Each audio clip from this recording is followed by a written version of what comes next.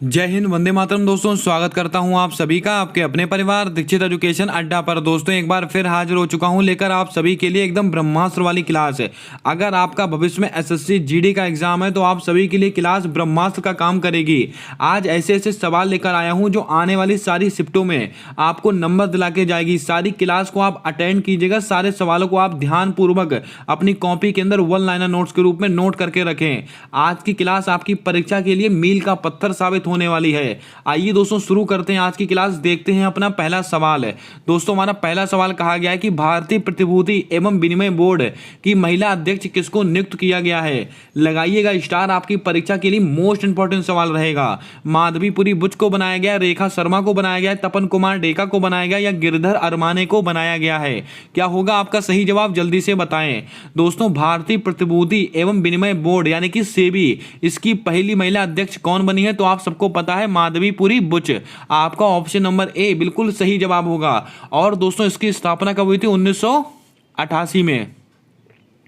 अगर आपसे कह दिया जाए सेबी की स्थापना कब हुई है? 1988 में। जल्दी से कमेंट में छाप कर बताएं इसका अधिनियम कब का है। इसका जवाब आपको कमेंट कर कर बताना है। बात करते हैं रेखा शर्मा, ये दोस्तों कौन बनी है? राष्ट्रीय महिला आयोग की हेड है। कौन?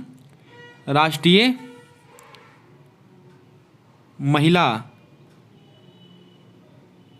महिला आयोग, इसकी दोस्तों हेड कौन बनी है तो आपको याद रखना है रेखा शर्मा जी बनी है। बात करते हैं तपन कुमार डेका, मोस्ट इंपॉर्टेंट सवाल है, इसके ऊपर भी आप स्टार लगा के रखें। ये दोस्तों कौन है? आईबी यानी कि intelligence bureau, IB intelligence bureau, इसके दोस्तों आयुक्त कौन बने हैं, इसके हेड कौन है तो आपको याद रखना है तपन कुमार डेका जी हैं। दोस्तों गिरधर अरमाने, इस नाम को आप नोट कर लें, मोस्ट इंपॉर्टेंट सवाल रहेगा आपकी परीक्षा के लिए। ये कौन बने हैं? रक्षा सचिव बने हैं। कौन है? रक्षा सचिव, रक्षा सचिव। उम्मीद करता हूं आपने सारे सवालों को नोट कर लिया होगा। सेबी की पहली महिला हेड कौन है? माधवीपुरी बुच, स्थापना कब हुई है? 1988 में। रेखा शर्मा कौन है? राष्ट्रीय महिला आयोग की अध्यक्ष हैं। तपन कुमार डेका कौन है? आईबी यानी कि इंटेलिजेंस ब्यूरो के निदेशक हैं। और गिरधर अरमाने कौन है? रक्षा सचिव है। आइए बढ़ते हैं अपने अगले प्रश्न की ओर। हमसे अगला सवाल कहा गया कि राष्ट्रीय आपदा प्रतिक्रिया बल के महानिदेशक कौन बनाए गए हैं। जी अशोक कुमार हैं, अतुल करवाल हैं, एडमिरल आर हरि कुमार हैं, विवेक राम चौधरी हैं। क्या होगा आपका सही जवाब, जल्दी से बताएं। दोस्तों आप सब जानते हैं कि एक सवाल आपकी नियुक्ति से डेली पूछा जा रहा है। कुछ महत्वपूर्ण नियुक्तियां मैंने आपके सामने रखी हुई हैं, उनका जवाब आपको देना है। दोस्तों राष्ट्रीय आपदा प्रतिक्रिया बल, इसके महानिदेशक वर्तमान में कौन है? अतुल करवाल जी हैं। आपका ऑप्शन नंबर बी बिल्कुल सही जवाब होगा, इसके ऊपर भी आप स्टार लगा के रखें। आइए बात करते हैं जी अशोक कुमार, ये कौन है तो आपको याद करके रखना है, ये सवाल भी अति महत्वपूर्ण रहेगा। समुद्री सुरक्षा समन्वयक कौन है? समुद्री सुरक्षा समन्वयक, समुद्री सुरक्षा समन्वयक, समुद्री सुरक्षा समन्वयक कौन है तो आपको याद रखना है जी अशोक कुमार। और राष्ट्रीय आपदा प्रतिक्रिया बल के महानिदेशक कौन है? अतुल करवाल। दोस्तों एडमिरल आर हरि कुमार, ये कौन है तो आपको याद रखना है नौसेना अध्यक्ष हैं। ये वर्तमान में कौन है? नौसेना अध्यक्ष, नौसेना अध्यक्ष हैं। और दोस्तों कौन से क्रम के हैं ये भी आपको याद रखना है, ये 25वें क्रम के हैं। कौन से? 25वें क्रम के हैं। इसके अलावा विवेक राम चौधरी, ये नाम भी याद रखें, ये दोस्तों वायुसेना अध्यक्ष हैं। कौन? वायु सेना अध्यक्ष, ये दोस्तों वायुसेना अध्यक्ष हैं विवेक राम चौधरी जी। और कौन से क्रम के हैं? ये दोस्तों 27वें क्रम के हैं। कौन से? 27वें। इसको भी आप नोट कर लें। उम्मीद करता हूं आपने सारे प्रश्नों को यहां से नोट कर लिया होगा। आइए बढ़ते हैं अपने अगले प्रश्न की ओर। हमसे दोस्तों अगला सवाल कहा गया कि पश्चिम बंगाल के वर्तमान राज्यपाल कौन है। दोस्तों इस सवाल के ऊपर आप स्टार लगा लें, आने वाली शिफ्टों में आपसे एक ना एक शिफ्ट में यह सवाल पूछा जाने वाला है। गंगा प्रसाद है, सीबी आनंद बोस है, एडमिरल डीके जोशी है, आरिफ मोहम्मद खान है। क्या होगा आपका सही जवाब, जल्दी से बताएं। पश्चिम बंगाल के वर्तमान राज्यपाल आपसे पूछे गए हैं तो आपको याद रखना है ये बने हैं सीबी आनंद बोस। आपका ऑप्शन नंबर बी बिल्कुल सही जवाब होगा। दोस्तों ये सवाल हमारे लिए क्यों महत्वपूर्ण है, क्योंकि हमारे भारत के लिए उपराष्ट्रपति जगदीप धनखड़ जी पहले कहाँ के दोस्तों राज्यपाल थे? ये थे पश्चिम बंगाल के राज्यपाल। अब दोस्तों कौन बने हैं उनके स्थान पर? सीवी आनंद बोस। मोस्ट इंपॉर्टेंट सवाल है आपकी परीक्षा के लिए। बात करते हैं गंगा प्रसाद, ये दोस्तों कहाँ के हैं? तो आपको याद रखना है सिक्किम। अगर आपसे कह दिया जाए सिक्किम के राज्यपाल वर्तमान में कौन है? गंगा प्रसाद जी हैं। इसको भी आपको नोट करके रखना है। दोस्तों अब आप कमेंट करके बताएं सिक्किम में कौन सा दर्रा पाया जाता है? इसका जवाब आपको कमेंट कर कर बताना है। दोस्तों एडमिरल डीके जोशी ये कौन है? तो आपको नोट करके रखना है। ये दोस्तों है अंडमान निकोबार। अंडमान निकोबार इसके दोस्तों कौन है? ये उपराज्यपाल हैं। उप राज्यपाल अंडमान निकोबार के उपराज्यपाल अगर आपसे पूछे तो आप किसका नाम बताएंगे? Admiral D K Joshi. दोस्तों आरिफ मोहम्मद खान ये नाम भी अति महत्वपूर्ण है, जल्दी से बताएं। आरिफ मोहम्मद खान ये कहाँ के राज्यपाल हैं? ये भी सवाल अति महत्वपूर्ण रहेगा आपकी परीक्षा के लिए। ये दोस्तों केरल के हैं। कहाँ के? केरल के। इसको भी आप लिख लें। उम्मीद करता हूं दोस्तों आपने सारे प्रश्नों को अच्छे से नोट कर लिया होगा। आइए बढ़ते हैं अपने अगले प्रश्न की ओर। हमसे दोस्तों अगला सवाल कहा गया कि पलामू टाइगर रिजर्व किस राज्य में स्थित है? कर्नाटक में स्थित है, असम में स्थित है, झारखंड में स्थित है या छत्तीसगढ़ में स्थित है? क्या होगा आपका सही जवाब? जल्दी से बताएं। पलामू टाइगर रिजर्व ये कहां पर स्थित है? तो आप सबको पता है ये दोस्तों झारखंड में स्थित है। आपका ऑप्शन नंबर सी बिल्कुल सही जवाब होगा। इसके ऊपर भी आप स्टार लगा के रखें। दोस्तों छत्तीसगढ़ में क्या है? Indravati tiger reserve. Indravati tiger reserve दोस्तों कहां पर स्थित है? तो आप कहेंगे छत्तीसगढ़ के अंदर स्थित है। इसके अलावा असम में दोस्तों आपको याद रखना है देहिंग पटकाई राष्ट्रीय उद्यान। कौन सा? देहिंग पटकाई। और दोस्तों ओरांग और नामेरी ये सब दोस्तों कहां पर स्थित हैं? ये सब के सब असम में स्थित हैं। देहिंग पटकाई राष्ट्रीय उद्यान है भारत का सबसे नवीनतम राष्ट्रीय उद्यान। कौन सा? देहिंग पटकाई। ओरांग नेशनल पार्क, नामेरी राष्ट्रीय उद्यान ये सब कहां पर है? असम में। दोस्तों कर्नाटक बांदीपुर बांदीपुर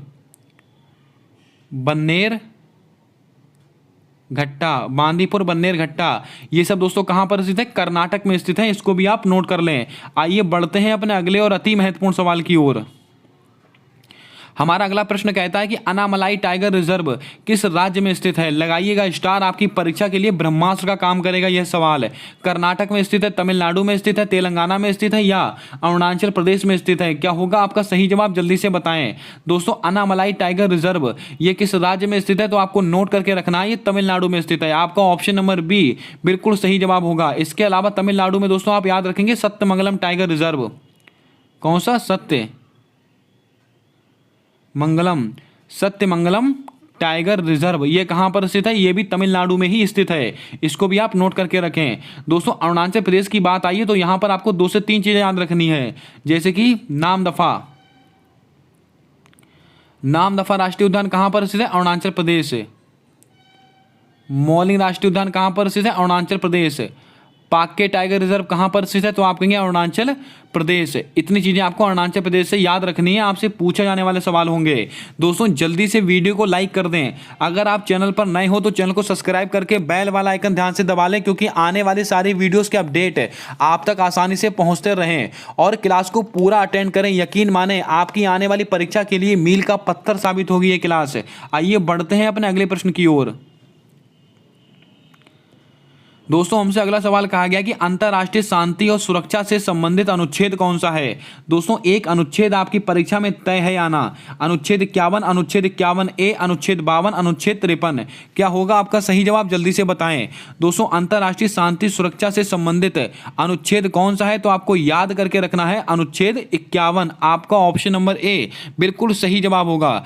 अनुच्छेद 51 में क्या है? अंतर्राष्ट्रीय शांति और सुरक्षा। अगर आपसे कहा जाए अनुच्छेद 51A इसमें क्या है? मूल कर्तव्य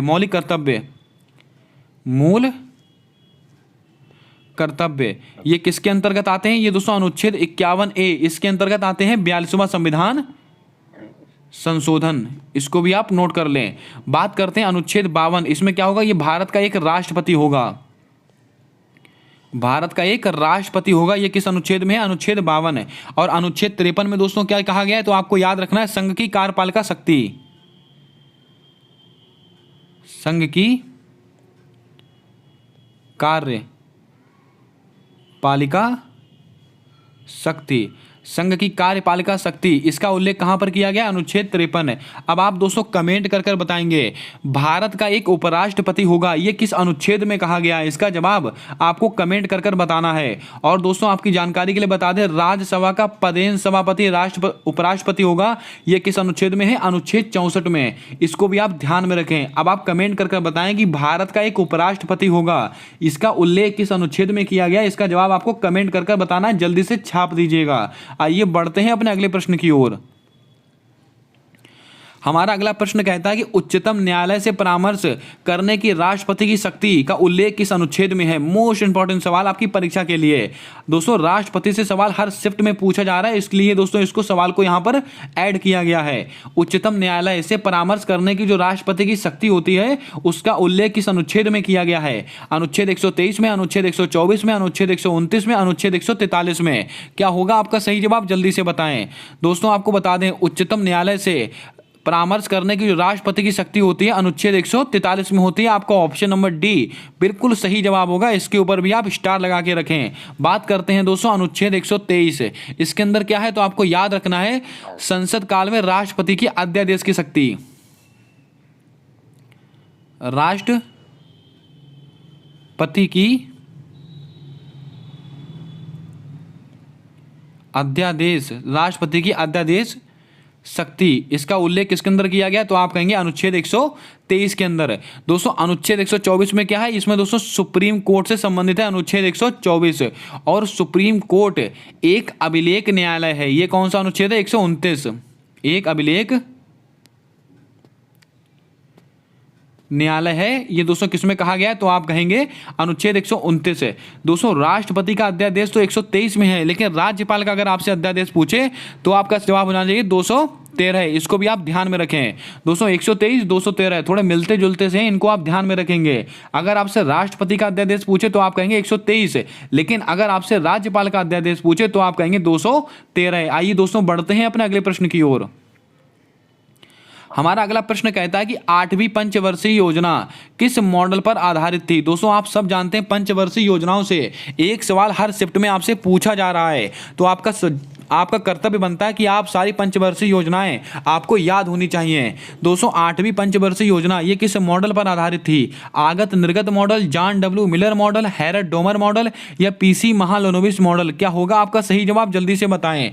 दोस्तों 8वीं पंचवर्षीय योजना ये किस मॉडल पर आधारित थी? John W Miller model. आपका ऑप्शन नंबर बी बिल्कुल सही जवाब होगा। और 8वीं पंचवर्षीय योजना आपको बता दें कब से कब तक चली थी? 1992 से। 1992 से दोस्तों प्रारंभ हुई, कब से चली? 1997। इसको भी आप नोट कर लें, ये आंकड़ा भी आपसे पूछा जा सकता है। दोस्तों आगत निर्गत मॉडल ये कौन सी? ये दोस्तों 9वीं पंचवर्षीय योजना है। कौन सी? 9वीं पंचवर्षीय योजना कब की है? आगत निर्गत मॉडल। और ये कब तक चली थी? 1997 से 2002। 1997 से 2002 तक चली थी। कौन सी? 9वीं वाली पंचवर्षीय योजना। अब बात करते हैं हैरट डोमर मॉडल।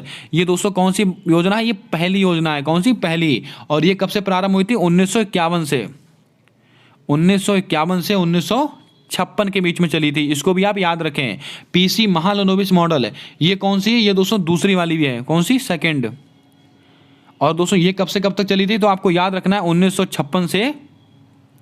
और ये कब तक चली थी? मैं इसको यहाँ लिख देता हूँ, 1956 से 1961 तक चली थी। इसको भी आप नोट कर लें। उम्मीद करता हूँ आपने चारों पंचवर्षीय योजनाएं नोट कर ली होंगी। आइए बढ़ते हैं अपने अगले प्रश्न की ओर। हमारा अगला प्रश्न कहता है कि कर्मा, छऊ, जट जाटेन तथा सरहुल किस राज्य से संबंधित हैं? दोस्तों एक लोक नृत्य आपकी परीक्षा में 100% आपसे पूछा जा रहा है, तो जल्दी से बताएं दोस्तों। कर्मा हो गया, छऊ हो गया, जट जाटिन हो गया, सरहुल हो गया, इनका सबका संबंध किस राज्य से है? इसका जवाब आपको कमेंट कर कर बताना है। जल्दी से बताएं आपका सही जवाब क्या होगा। तो आपको याद रखना है कर्मा, छऊ, जट जाटिन, सरहुल इनका संबंध किससे? झारखंड। आपका ऑप्शन नंबर बी बिल्कुल सही जवाब होगा। इसके ऊपर भी आप स्टार लगा लें। बात करते हैं हिमाचल प्रदेश। हिमाचल प्रदेश से दोस्तों आपको क्या क्या याद रखना है? तो आपको याद रखना है सांगला, सांगला एक तो हो गया सांगला, उसके अलावा डांगी, ये सब आप नोट कीजिएगा दोस्तों, थोड़े अजीब से नाम है लेकिन परीक्षा में यही पूछे जा रहे हैं आपको। और दोस्तों कौन सा, डंडा नाव, डंडा नाव, ये सब दोस्तों कहाँ से संबंधित है तो आपको याद रखना है हिमाचल प्रदेश। अब बात करते हैं दोस्तों उड़ीसा। उड़ीसा में दोस्तों क्या क्या महत्वपूर्ण है तो आपको याद रखना है छऊ। छऊ दोस्तों उड़ीसा में ही मनाया जाता है, इसको आप याद रखें। हिमाचल प्रदेश में भी तो, झारखंड में भी छऊ है और उड़ीसा में मनाया जाता है, छऊ हो गया। और इसके अलावा सवारी करके कुछ है एक, सवारी। और दोस्तों क्या है उड़ीसा का महत्वपूर्ण तो आपको याद रखना है घूमरा। घूमरा ये कहाँ के हैं, उड़ीसा के हैं। दोस्तों बात अगर हम करें नागालैंड, नागालैंड का दोस्तों क्या क्या फेस्टिवल है तो आपको याद रखना है, एक तो है हॉर्नबिल फेस्टिवल, आपको याद होगा कौन सा दोस्तों, हॉर्नबिल फेस्टिवल। इसके अलावा एक बहुत ही महत्वपूर्ण है चोंग, कौन सा, चोंग करके एक है, चोंग कहाँ का है, नागालैंड। इसके अलावा अगर आपसे पूछ लिया जाए युद्ध नृत्य, कौन सा दोस्तों, युद्ध नृत्य, युद्ध नृत्य, इसका संबंध कहाँ से, नागालैंड। और दोस्तों नागालैंड से संबंधित कौन सा है तो जल्दी से बताइएगा आप। एक है दोस्तों दोहाई करके कुछ होता है, दोहाई, दोहाई, इन सब का संबंध कहाँ से, नागालैंड। इनको भी आप थोड़ा याद रखें, आपसे कोई सा भी प्रश्न पूछा जा सकता है दोस्तों। जरूरी नहीं है जो प्रश्न मैंने यहाँ पर लिया है वही आपसे पूछा जाएगा, लेकिन जो मैं विश्लेषण करता हूँ सवाल का, जो मैं पोस्टमार्टम करता हूँ वहाँ से सवाल बनेगा, इसकी पूरी गारंटी रहती है। आइए बढ़ते हैं अपने अगले प्रश्न की ओर। दोस्तों हमारा अगला प्रश्न कहता है कुमायूं, झूला, झोरा का संबंध किस राज्य से है। ये लीजिए दोस्तों एक और महत्वपूर्ण सवाल आपके सामने। कुमायूं हो गया, झूला हो गया, झोरा हो गया, इनका संबंध किस राज्य से है। आंध्र प्रदेश से है, उत्तराखंड से है, राजस्थान से है या गोवा से है। क्या होगा आपका सही जवाब, जल्दी से बताएं। कुमायूं, झूला, झोरा, इनका सबका संबंध किस राज्य से है तो आपको याद रखना है उत्तराखंड। आपका ऑप्शन नंबर बी बिल्कुल सही जवाब होगा, इसके ऊपर भी आप स्टार लगा लें, मोस्ट इंपॉर्टेंट सवाल है दोस्तों। आंध्र प्रदेश से आपको एक याद रखना है मरदाला करके है एक, मरदाला, मरदाला, ये दोस्तों सबके सब क्या है, ये सबके सब नृत्य हैं, इनको आप याद रखें। मरदाला का संबंध कहाँ से है, आंध्र प्रदेश से। दोस्तों एक होता है कुडियट्टम, एक दोस्तों ऐसे करके होता है कुडियट्टम करके होता है, कुडियट्टम, इसका संबंध कहाँ से, ये भी आंध्र प्रदेश से ही होता है और मोस्ट इंपॉर्टेंट सवाल है दोस्तों। और एक दोस्तों कालियट्टम करके कुछ होता है, कालीटम, ये दोस्तों इसको भी आप नोट करके रखें। राजस्थान, राजस्थान का तो आपको याद होगा कठपुतली, कठपुतली, ये कहाँ का है, राजस्थान का है। और दोस्तों कौन सा है राजस्थान का, पणहारी, पणिहारी, ये कहाँ का, ये भी राजस्थान का ही है। और कालबेलिया और एक गणगौर, मोस्ट इंपॉर्टेंट सवाल, गणगौर, ये कहाँ का, ये भी राजस्थान का ही है, इसको भी आप नोट कर लें। आइए दोस्तों बात करते हैं अपने अगले प्रश्न की ओर। दोस्तों हमसे अगला सवाल कहा गया कि लक्ष्मी नारायण तथा कृष्ण मूर्ति का संबंध किससे है। ये दोस्तों संबंध वाले सवाल बहुत पूछे जा रहे हैं आपकी परीक्षा में। आपसे दोस्तों उनका नाम दे दिया जाता है और कौन कौन से महत्वपूर्ण उनसे संबंधित नृत्य हैं वो आपसे पूछा जाता है। लक्ष्मी नारायण तथा कृष्ण मूर्ति, इनका संबंध किससे है, कुचिपुड़ी से है, भरतनाट्यम से है, मोहिनीअट्टम से, कथकली से हैं। तो आप सबको याद रखना है लक्ष्मी नारायण तथा कृष्ण मूर्ति, इनका संबंध किससे है, कुचिपुड़ी नृत्य से है। आपका ऑप्शन नंबर ए बिल्कुल सही जवाब होगा। लक्ष्मी नारायण और कृष्ण मूर्ति, इनका संबंध किससे है, कुचिपुड़ी। दोस्तों भरतनाट्यम, इनसे संबंधित कौन है, रुक्मणी देवी, रुक्मणी देवी, दोस्तों किससे संबंधित है, रुक्मणी देवी का संबंध किससे है, भरतनाट्यम। और दोस्तों अगर आपसे कह दिया जाए कृष्ण मूर्ति, इनसे कृष्ण मूर्ति, इनका संबंध भी दोस्तों किससे, भरतनाट्यम से। दोस्तों एक ये भी संबंधित है कृष्ण मूर्ति, ये भी आपको याद रखना है। और दोस्तों एक होता है यामिनी करके कोई है, यामिनी, इनका भी संबंध किससे है तो आप कहेंगे भरतनाट्यम। दोस्तों मोहिनी अट्टम से संबंधित कुछ महत्वपूर्ण नाम जो दोस्तों आपकी परीक्षा में आपसे पूछे जाने वाले सवाल होंगे। श्रीदेवी, श्रीदेवी, इनका संबंध किससे, मोहिनी अट्टम। इसके अलावा एक दोस्तों कला देवी, कला देवी, इनका संबंध भी दोस्तों मोहिनी अट्टम से ही है। और दोस्तों अगर आपसे कह दिया जाए, इतने आप याद रखेंगे दोस्तों, कथकली, कथकली से संबंधित दोस्तों एक दो नाम आप कमेंट करके बताने वाले हैं। आइए बढ़ते हैं अपने अगले प्रश्न की ओर। हमसे दोस्तों अगला सवाल कहा गया कि महिला फुटबॉलर ऑफ द ईयर 2022 किसे चुना गया है। करंट अफेयर का एकदम लल्लन टॉप प्रश्न है। मनीषा रामदास को, मनीषा कल्याण को, सुनील छेत्री को, लक्ष्य सेन को। तो आप सबको याद रखना है, महिला फुटबॉलर ऑफ द ईयर आपसे पूछा है तो ये किसको चुना गया है? मनीषा कल्याण को। आपका ऑप्शन नंबर बी बिल्कुल सही जवाब होगा। और फुटबॉल महासंघ के दोस्तों अध्यक्ष कौन बने? कल्याण चौबे। कल्याण चौबे ये दोस्तों फुटबॉल महासंघ के नए अध्यक्ष बनाए गए हैं। दोस्तों यहाँ पर क्या लिखा है? कल्याण, यहाँ पर भी कल्याण लिखा है। इसको आप ऐसे रिलेट कर कर याद कर सकते हैं। दोस्तों मनीषा रामदास, मोस्ट इंपॉर्टेंट सवाल, महिला बैडमिंटन, महिला बैडमिंटन ऑफ द ईयर, महिला बैडमिंटन ऑफ द ईयर ये किसको चुना गया? तो आप कहेंगे मनीषा रामदास को। और महिला फुटबॉलर ऑफ द ईयर किसको चुना गया? मनीषा कल्याण को। याद कैसे करेंगे? फुटबॉल महासंघ के हेड कौन है? कल्याण चौबे। तो दोस्तों ये कल्याण इसको आप ऐसे रिलेट कर कर याद कर सकते हैं। आइए बढ़ते हैं अपने अगले प्रश्न की ओर। हमसे अगला सवाल कहा गया कि सशस्त्र रामानुजम पुरस्कार 2022 से किसे प्राप्त हुआ? नीना गुप्ता को मिला है, युंकिंग टांग को मिला है, डेनिस सुलेविन को मिला है, दीपक धर को मिला है।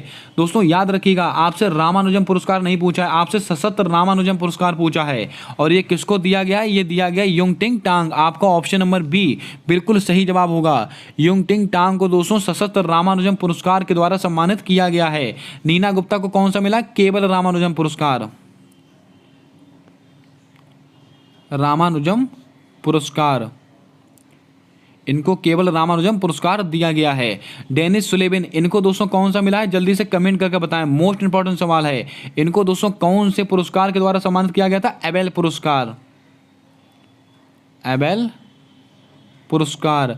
और इसका संबंध किससे है? ये तो मैथमेटिक्स से संबंधित है, एबेल पुरस्कार। दोस्तों दीपक धर, इनको दोस्तों बोल्ट्जमान पुरस्कार, बोल्ट्जमान पुरस्कार। और ये कहाँ से संबंधित है? आईआईटी कानपुर। आइए बढ़ते हैं अपने अगले प्रश्न की ओर।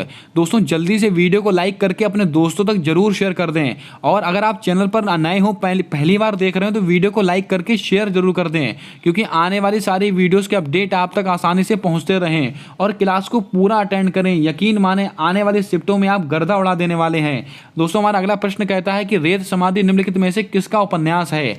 सुभाष चंद्र बोस का है, मौलाना अबुल कलाम आजाद का है, गीतांजलि श्री का है, या कृष्ण देवराय का है? क्या होगा आपका सही जवाब? जल्दी से बताएं। रेत समाधि ये किसका उपन्यास है? गीतांजलि श्री का है। आपका ऑप्शन नंबर सी बिल्कुल सही जवाब होगा। और गीतांजलि श्री को दोस्तों क्या मिला था? अंतरराष्ट्रीय बुकर पुरस्कार 2022 किसको मिला है? गीतांजलि श्री को मिला है। ये तो हो गया दोस्तों इसका सवाल। लेकिन आपसे क्या पूछा सकता है?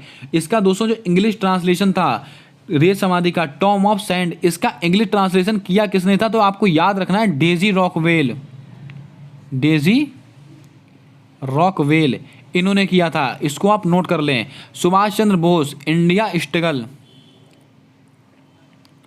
इंडिया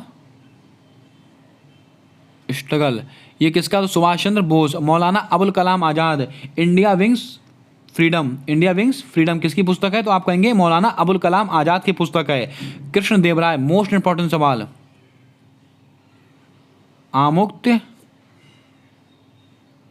माल्यदा ये किसकी पुस्तक है? कृष्ण देवराय की पुस्तक है। इसको भी आप नोट करके रखें। आइए बढ़ते हैं अपने अगले प्रश्न की ओर। दोस्तों हमसे अगला सवाल कहा गया है कि not just a night watchman ये किसकी पुस्तक है? हरीश मेहता की पुस्तक है, विनोद राय की पुस्तक है, आलोक चक्रवाल की पुस्तक है, इनमें से कोई नहीं। क्या होगा आपका सही जवाब? जल्दी से बताएं। Not just a night watchman ये किसकी पुस्तक है? तो आपको याद रखना है विनोद राय की पुस्तक है। आपका ऑप्शन नंबर बी बिल्कुल सही जवाब होगा। हरीश मेहता इनकी पुस्तक कौन सी है? The Maverick effect, the Maverick effect ये किसकी पुस्तक है? ये हरीश मेहता की पुस्तक है। आलोक चक्रवाल, मोस्ट इंपॉर्टेंट सवाल, क्या होगा? बिरसा मुंडा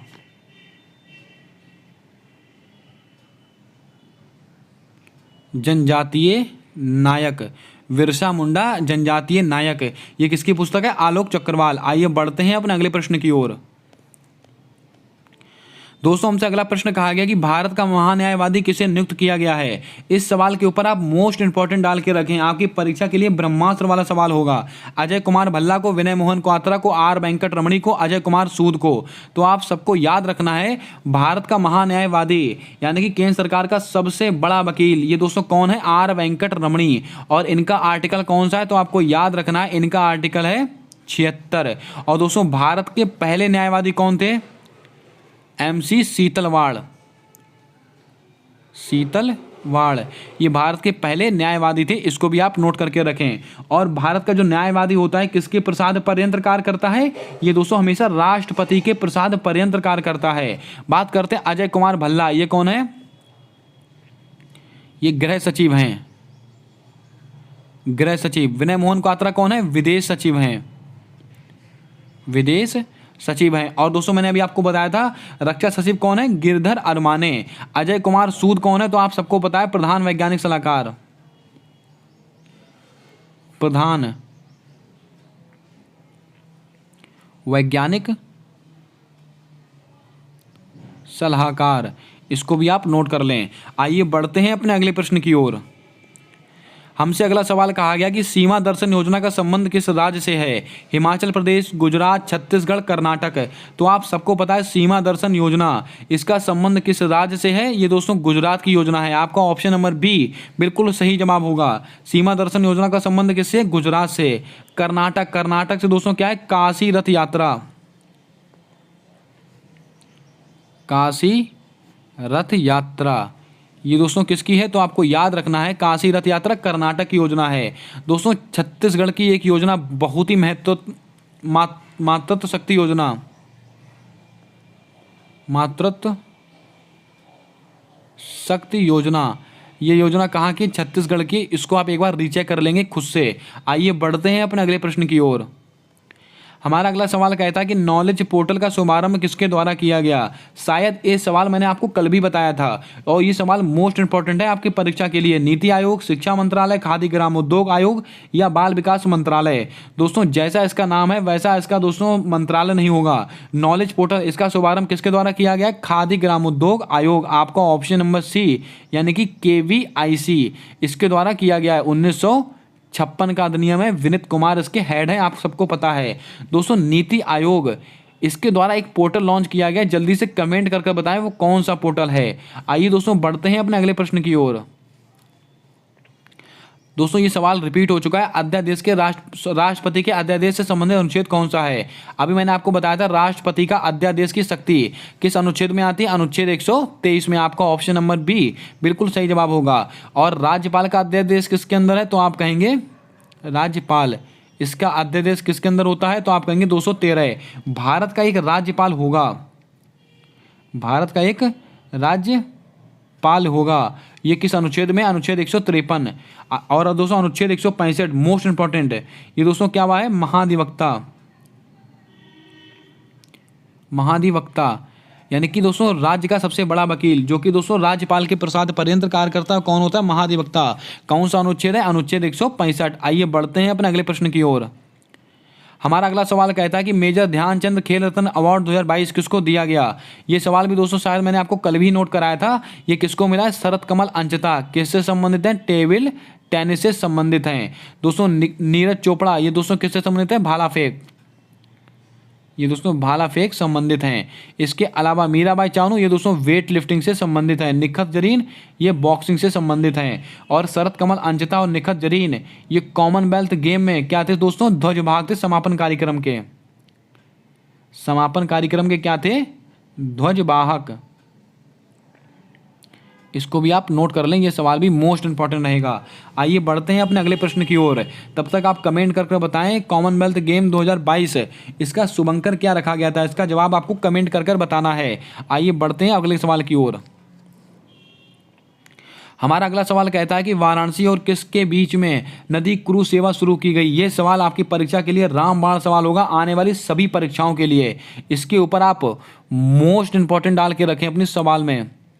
आप कोई सा भी एक दिवसीय एग्जाम देंगे ये सवाल आपको कहीं ना कहीं देखने को मिलेगा। वाराणसी और किसके बीच में नदी क्रूज सेवा का शुभारंभ किया गया है? लखनऊ, कोलकाता, चेन्नई, डिब्रूगढ़। तो आपको याद रखना ये डिब्रूगढ़ यानी कि असम के बीच में शुरू हुआ है। किसके? असम के। और दोस्तों कौन सी सेवा है? गंगा विलास। गंगा विलास इस सेवा को प्रारंभ किया गया है। और कुल दूरी कितनी है दोस्तों? 3200 किलोमीटर की कुल दूरी है। वाराणसी और किसके बीच में शुरू की गई है? डिब्रूगढ़ जो कि असम में स्थित है, यानी कि उत्तर प्रदेश और असम के बीच में शुरू की गई है गंगा विलास सेवा।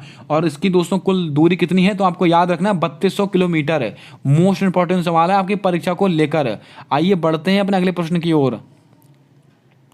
हमारा अगला प्रश्न कहता है कि भारत का पहला मल्टी लॉजिस्टिक पार्क कहाँ स्थापित होगा? हैदराबाद, चेन्नई, मुंबई, कोलकाता। तो आपको याद रखना है ये चेन्नई में होने वाला है। आपको ऑप्शन नंबर बी बिल्कुल सही जवाब होगा। इसके ऊपर भी आप याद रखें हैदराबाद। दोस्तों आपको याद रहा होगा ऑपरेशन पोलो। ऑपरेशन पोलो ये कब का है? 1948 का है ऑपरेशन पोलो। ये दोस्तों हैदराबाद किस नदी के किनारे? जल्दी से कमेंट में छाप कर बताएं। ये सवाल भी मोस्ट इंपॉर्टेंट है। दोस्तों कोलकाता, भारत की पहली अंडर वाटर मेट्रो सेवा कहां पर शुरू हुई है? कोलकाता। कौन सी नदी है? हुगली नदी। कौन सी नदी है? हुगली नदी। इसको भी आप याद रखें। आइए बढ़ते हैं आज के अगले और अंतिम सवाल की ओर। दोस्तों आज का हमारा अगला सवाल है और बहुत ही महत्वपूर्ण सवाल है। 17वां प्रवासी भारतीय दिवस 2022 कहाँ आयोजित होगा? इंदौर, बुरहानपुर, मंडला, चंबा। क्या होगा आपका सही जवाब? जल्दी से बताएं। आपसे कहा गया कि 17वां प्रवासी भारतीय दिवस ये दोस्तों कहाँ पर आयोजित होने वाला है? इंदौर, मध्य प्रदेश। आपका ऑप्शन नंबर ए बिल्कुल सही जवाब होगा। अगर आपसे कह दिया जाए इसके दोस्तों अतिथि राष्ट्रपति कौन होंगे? अतिथि कौन होंगे दोस्तों? गुआना के दोस्तों राष्ट्रपति होंगे। गुआना के राष्ट्रपति। इसको भी आप नोट कर लें।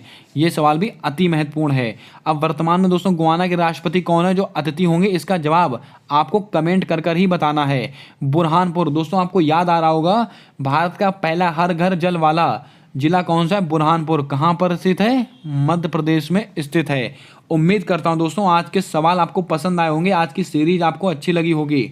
और दोस्तों क्लास को पूरा अटेंड कीजिएगा। अगर आपको क्लास पसंद आई हो तो क्लास को लाइक कर दें। चैनल पर नए हो तो चैनल को सब्सक्राइब करके बेल वाला आइकन ध्यान से दबा लें, क्योंकि आने वाली सारी वीडियोस के अपडेट आप तक आसानी से पहुंचते रहें।